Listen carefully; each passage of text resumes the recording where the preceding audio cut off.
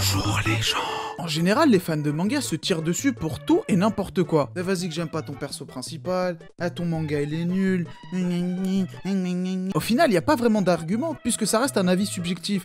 Et pour tabasser les arguments des autres, déjà que de base il y en a pas, on oublie souvent un point important et c'est la cohérence de l'univers que l'auteur nous propose. Par exemple, si je vous dis, j'ai mon personnage, bah il sait pas nager, il peut pas nager.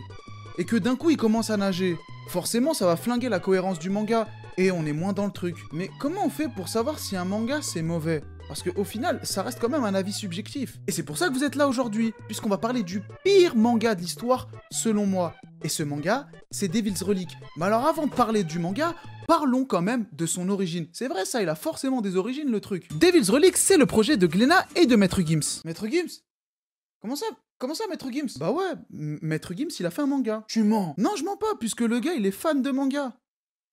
Ah, ça rime. Et en plus de ça, je trouve qu'il dessine plutôt bien. L'aventure Devil's Relic commence quand Darcy, le frère de Maître Gims, lui reparle de ce manga que Gims avait en tête lorsqu'il était petit. Ils ont donc peaufiné l'histoire et se sont mis au boulot. En cours de route, ils seront rejoints par deux autres personnes. On a donc Jean-David Morvan, scénariste reconnu dans le monde de la BD, et Yoshiyasu Tamura, un mec inconnu au bataillon. Attends. Si je résume bien, on a 4 personnes sur un projet, dont un scénariste de renom et un mangaka. Et le manga, il devait être bien. Bah en fait, non. Et c'est pour ça qu'on est là, puisque là, maintenant, on va passer au résumé. On suit un type dans une vieille ville qui frappe des gardes ou des flics. Il y a très peu d'informations, puisque le manga, il est mystérieux. Et plus sérieusement, le manga lâche des phrases du genre « Plus la lumière est puissante, plus les ombres se cachent ». Le mec qui écrit ça, c'est un génie. C'est comme si je disais « Plus la nuit arrive, plus la fatigue se présente ». À méditer. Frérot, reprends le résumé s'il te plaît. Donc le type en question qu'on a vu, il s'appelle Caïs. Et au même moment, une vente aux enchères se déroule. Et là, il y a un méchant et il met une enchère, une relique. Et le Caïs cherche cette même relique et il réussit à la dérober. Et à ce moment-là, les méchants vont poursuivre Caïs. Stop! On va prendre notre Hammer Boy et on va analyser cette planche. Purée, cette planche, elle est dégueulasse.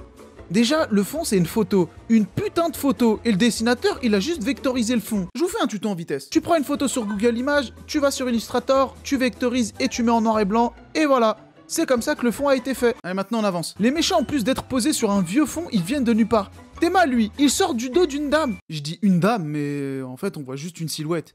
Donc, je sais même pas si c'est un être humain ou un être vivant en vrai. Bref, les méchants en question sont Captain Firefire, Akusemi, physiquement c'est un mix entre Levi et Mikasa. King Baraba, lui c'est Guile de Street Fighter qui fusionne avec Broly de Dragon Ball.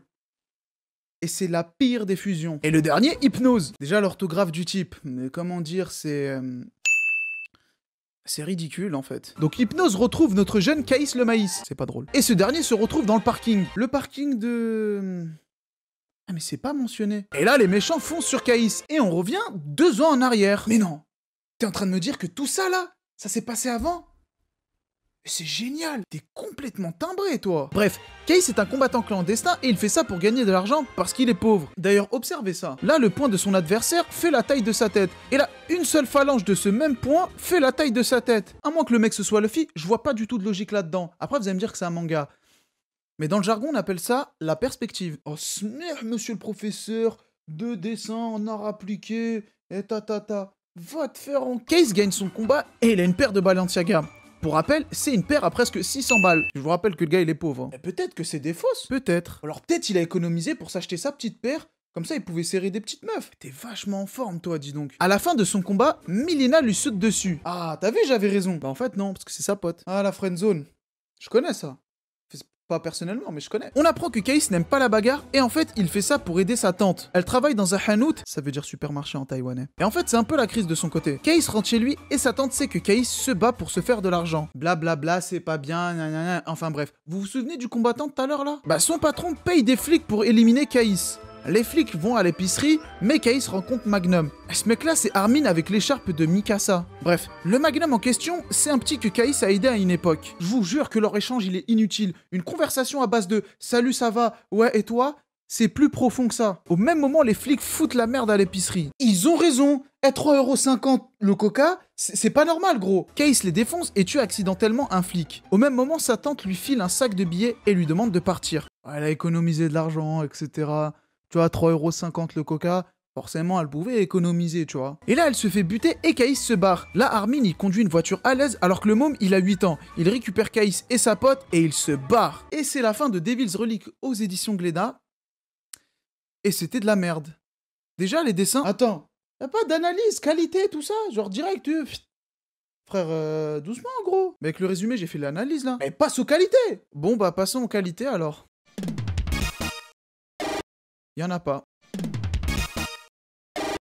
Déjà, les dessins, ils sont pas si mauvais que ça. Par moments, c'est bien.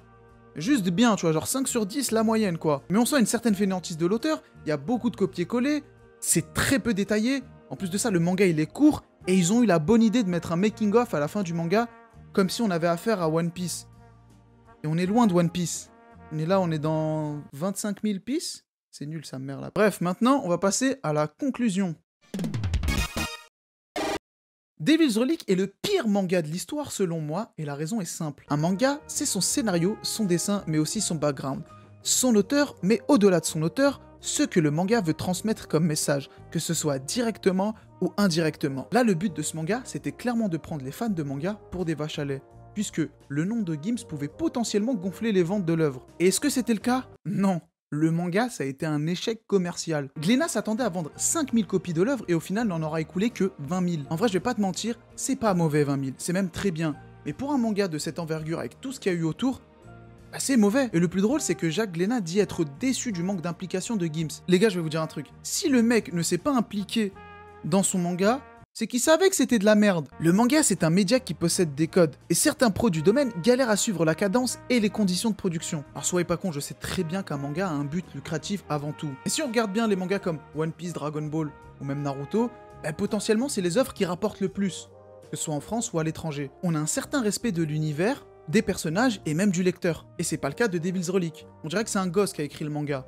En vrai de vrai, bah c'est un gosse qui a écrit le manga. Oh, t'es en train de dire que Gims c'est un gamin. Non, je dis pas que c'est un gamin. C'est juste qu'il a écrit l'histoire avec son frère quand ils étaient petits. Et vous savez quoi? C'est même pas une excuse en vrai. Ils étaient 4 sur le projet, et aucun d'entre eux n'a pu faire quelque chose de respectable. Le mangaka, il s'est pas du tout pris la tête. Gims, bah il a juste réalisé un rêve de gosse avec son frère, et Jean-David Morvan, j'ai un grand respect pour ce type puisque c'est un monstre de la BD. Mais là, je me demande s'il a réellement taffé sur le projet. On retient quoi de tout ça? Je suis un grand fan de Fureux, les mecs. Je pense que je vous l'ai assez dit. Et le fait de voir des œuvres comme Devil's Relic débarquer en France avec tant d'espoir, alors qu'on a des classiques du Furio comme Cross qui ne sortent pas, ben c'est frustrant. Le manga est édité aux éditions Glénat, on n'a qu'un seul et unique tome.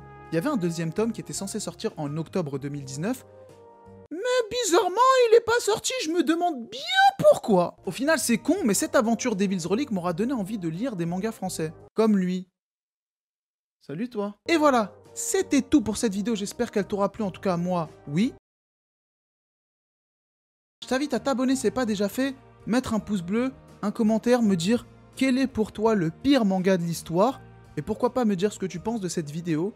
Partager la vidéo si tu veux, tu vois, c'est gratuit en vrai, et ça m'aide beaucoup, parce que j'ai pas d'amis, et que j'en cherche. Enfin bref, on se retrouve pour une prochaine vidéo. Salut!